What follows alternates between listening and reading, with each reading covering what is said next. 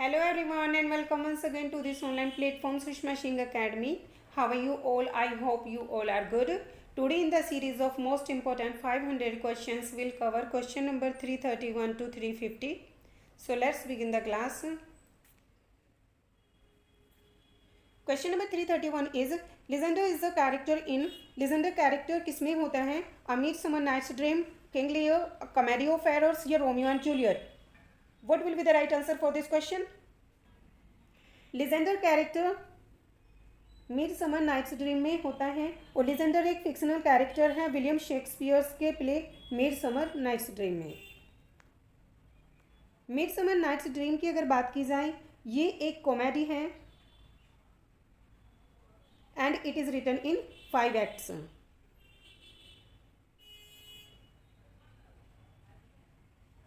And written about 1595 to 96 और ये publish हुई थी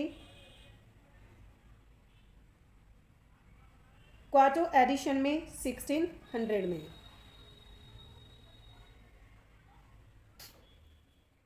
question number 332 is the characters Beatrice and Benedick appear in Shakespeare's play. Character Beatrice और Benedick Shakespeare के किस प्ले में अपीयर्स होते हैं? लव्स लेबर्स लॉस्ट में, द कॉमेडी ऑफ एरर्स में, मच एडो अबाउट नथिंग या As You Like It? What will be the right answer for this question? The character Beatrice and Benedick appear in Shakespeare's play Much Ado About nothing.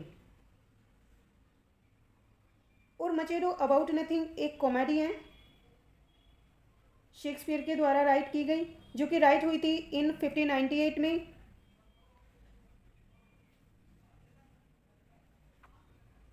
and this was published in first folio 1623 में। Next question is who called Shakespeare's Johannes factotum और jack of all trades? Shakespeare को किसने Johannes factotum jack of all trades कहा है? Christopher Marlowe ने, Robert Greene, William Wordsworth या John Milton? What will be the right answer for this question? Right answer is Robert Greene. Robert Greene called Shakespeare of John's factotum means a jack of all trades. In the pamphlet Groatsworth of White, Robert Greene attacks William Shakespeare as an upstart crow.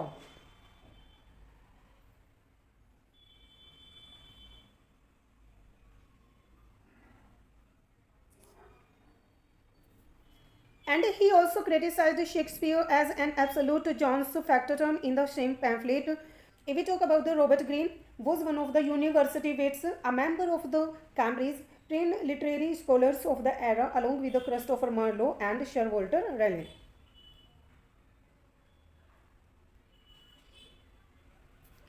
Next question is, which of the following authors has written the lines? किस author ने ये lines right किए हैं? To wait to wo, a marinot, while Gracie, John Roth keep the port. John Galsworthy ने, John Milton ने, William Wordsworth ने या William Shakespeare ने? इसका राइट आंसर क्या होगा? To wait to wo, a marinot, while Gracie, John Roth keep the port. Has written by William Shakespeare. From the very end of his play Love's Labour Lost in Act 5, Scene 2.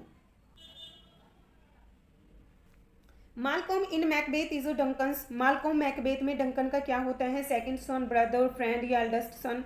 इसका right answer क्या होगा? Malcolm in Macbeth is Duncan's eldest son and he declared as Duncan's heir at the end of the opening battle also.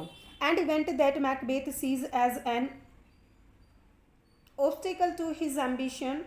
Upon Duncan's death, Malcolm and Donalbain flee from the Scotland, fearing that they will suffer a fate similar to Duncan. Which among the following plays of Shakespeare is not a tragedy? इनमें से Shakespeare का कौन सा play tragedy में नहीं आता है? Hamlet, Tempest, Othello या मैकबेथ? इसका राइट आंसर क्या होगा? Tempest 7 is a play by English playwright William Shakespeare. is not a tragedy. It is a tragicomedy.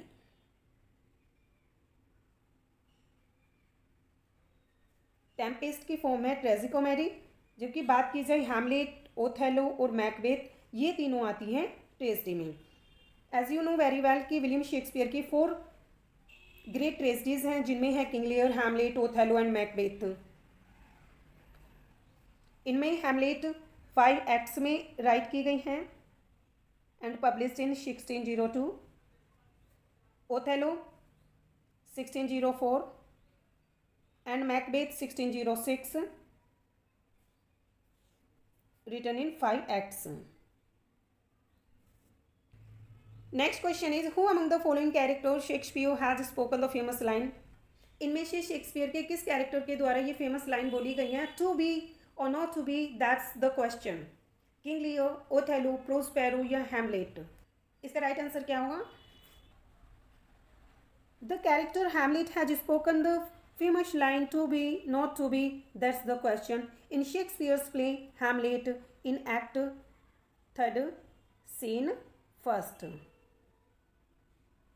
Hamlet में स्टोरी होती है डेनमार्क के प्रिंस की, और ये एक फेमस ट्रेजिडी है शेक्सपियर की, as you know very well. और ये ट्रेजिडी है 5 एक्ट्स में and it was written about 1599 to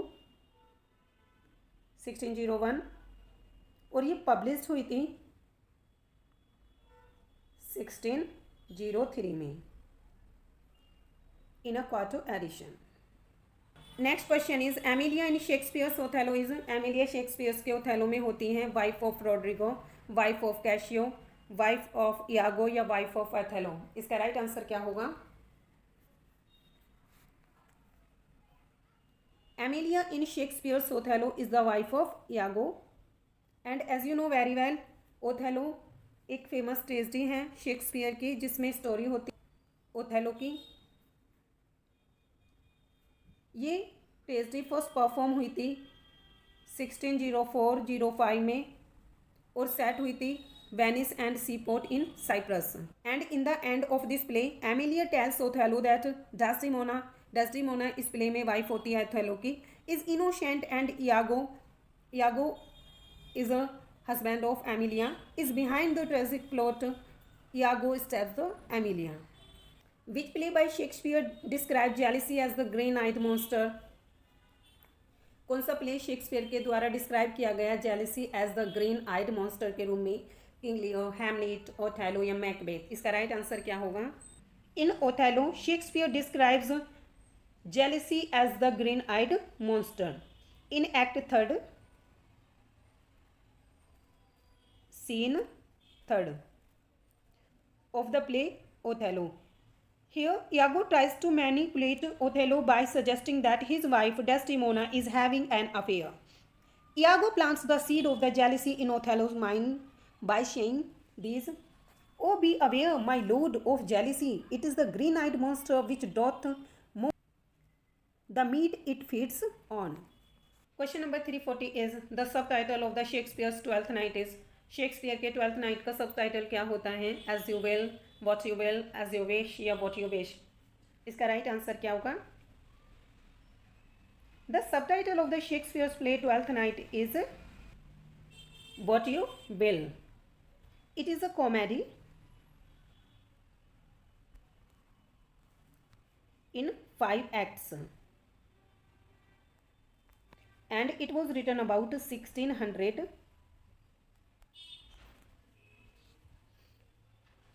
and 1602.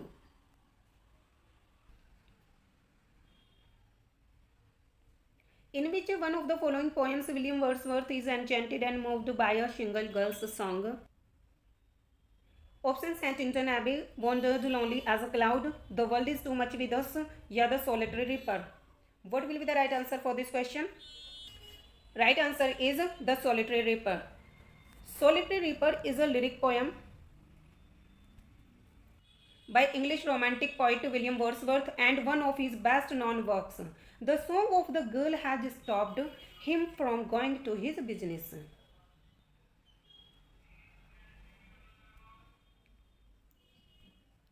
Which work of William Wordsworth is generally considered to be his magnum opus? Wordsworth का कौन सा work इनमें से कंसिडर किया जाता है उनका मैग्नम ओपस के रूप में? The excursion, preface to the lyrical ballads, guide to the lakes या द प्रेल्यूड? इसका राइट आंसर क्या होगा? The prelude of William Wordsworth is generally considered to be his magnum opus. The full title of the prelude is the growth of the poet's mind या the prelude. और ये एक autobiographical epic poem है Wordsworth की, जो कि blank verse में write की गई है. And it was published in 1850 in 14 books. Next question is Resolution and Independence is a poem by Resolution and Independence poem किसके द्वारा राइट की गई हैं? By P.B. Shelley, S.T. Coleridge, William Blake या William Wordsworth? What will be the right answer for this question? Resolution and Independence is a poem composed by William Wordsworth and it is a lyric poem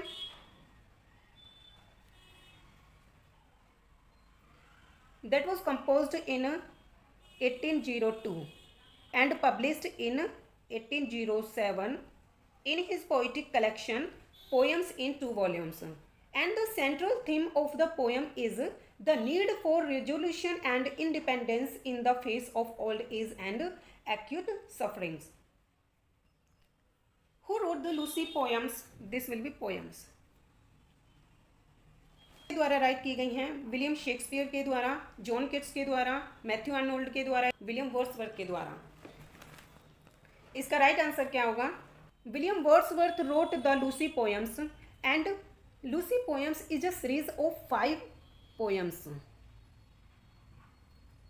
about an idealised young women.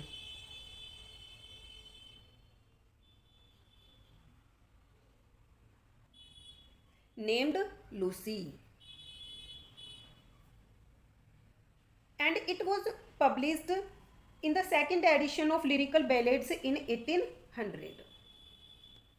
Lucy poems consist of 5 poems जिनके name हैं Strange Fits of Passion, Have I Known, Dwelt Among the Untrodden Ways, I Travelled Among Unknown Men, 3 years She Grieve in Sun and Shower, and A Slumber Did My Spirit Seal. In which year was the Lyrical Ballads published? Lyrical Ballads किस year में publish हुई थी? 1750 में, 1795 में, 1798 में या 1850 में? इसका राइट आंसर क्या होगा? The Lyrical Ballads was published in 1798 and it is a collection of 23 poems written by Wordsworth and S.T. Coleridge, जिनमें आती हैं वर्ड्सवर्थ के द्वारा राइट की गई 19 poems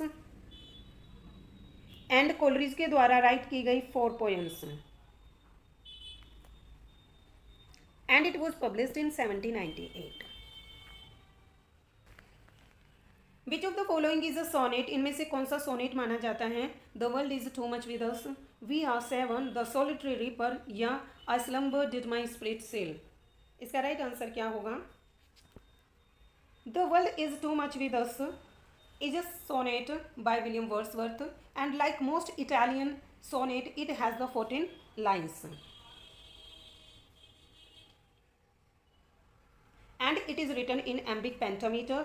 It reflects Wordsworth's view that humanity must get in touch with nature to progress spiritually.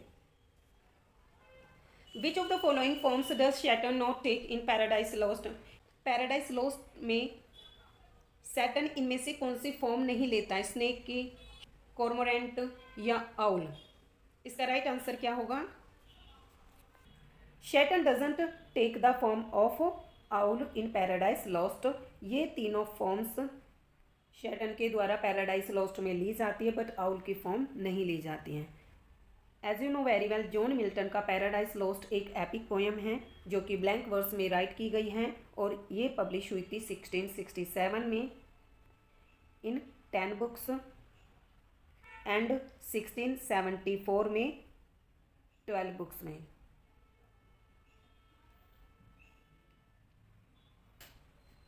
Paradise lost में Saturn के द्वारा फर्स्ट फॉर्म ली जाती है चरब की, सेकंड फॉर्म ली जाती हैं कॉर्मोरेंट की थर्ड फॉर्म ली जाती है टोड की, एंड द फोर्थ और फाइनल ये फॉर्म लेता है स्नेक की। Guards the gates of hell in Milton's Paradise Lost, that Gabriel Moloyasin will be the right answer for this question. Right answer is Sin. Sin guards the gate of hell in Milton's Paradise Lost, and Sin, Saturn's daughter, who sprang full formed from Saturn's head when he was still in heaven. Sin has the shapes of a woman above the waist, that of a serpent below, and her middle is ringed about with hell hounds, who periodically blow into her womb and gnaw her entrails. She guards the gates of hell. Jack Barthwick is a character in, Jack Barthwick character किसमें होता है? The man of property में, Jocelyn में, the island of Pharisees या the silver box. Right answer इसका क्या होगा? इसका राइट आंसर होगा the silver box. Jack Barthwick is a character in the silver box, और सिल्वर बॉक्स 1906 ये 3 एक्ट कॉमेडी हैं।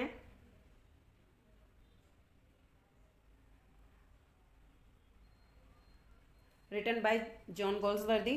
The action of the first 2 acts takes place on the Easter Tuesday, and the action of the third on Easter Wednesday week. In Forsyth saga, the Forsyth belongs to the countryside family, typical city family, the family of the imaginary islanders, या none of the above. इसका right answer क्या होगा? In the Forsyth saga, the Forsyth belongs to a typical city family. The Forsyth saga 1922 is a series of 3 novels. इस series में कितने novels आते हैं? 3 novels आते हैं, एंड 2 इंटरल्यूड्स जो पब्लिश्ड हुआ था बिटवीन 1906 1921 के बीच में बाय जॉन गोल्सवर्दी।